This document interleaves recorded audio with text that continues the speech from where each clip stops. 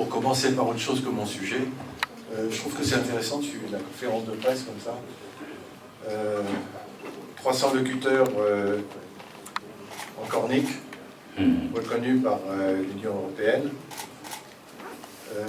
Le FES11, dossier de reconnaissance par l'UNESCO, soutenu par le ministère de la Culture en France. Mais toujours pas de signature de la Charte européenne. Cherchez l'erreur.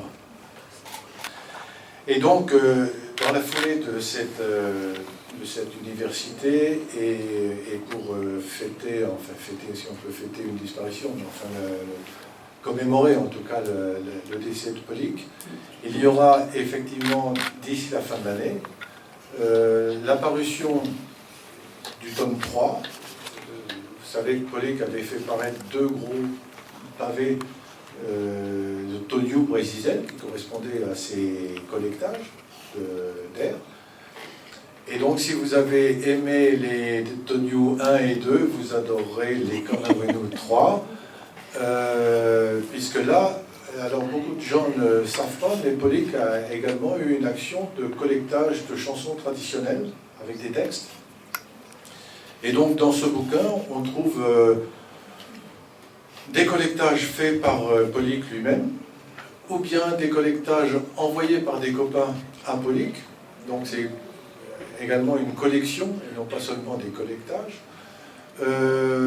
On y trouve également quelque chose de très particulier, qui est le... Alors, dans les copains, on trouve des noms comme Loïs Reparsk, etc., enfin, des Louis Cotonec, des Albert Revédic, hein.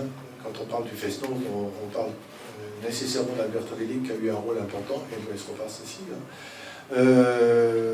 Donc des personnes comme ça. Et puis on trouve un élément qui est particulier, c'est que tout un tas d'amis de Pollick ont composé, pendant la deuxième moitié du XXe siècle, des chansons contemporaines.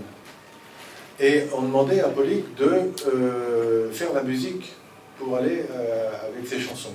Et donc on voit cette production-là, et qui en même temps a le mérite d'être un petit peu un condensé d'histoire de Bretagne de la deuxième moitié du XXe siècle.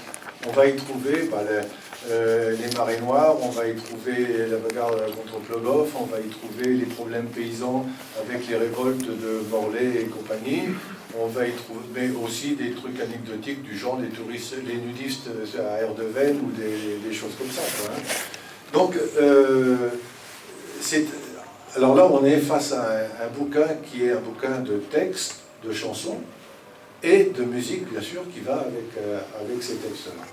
Et donc, dans le dossier qui vous a été donné tout à l'heure au sujet du patrimoine culturel immatériel, il y a le petit bon d'inscription pour ceux qui veulent profiter de la souscription.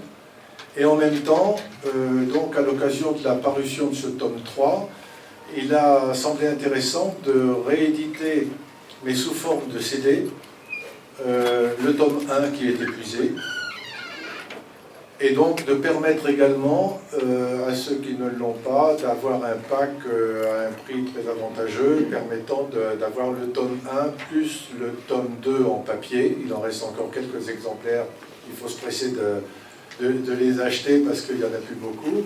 Et puis le tome 3 qui lui, pareil.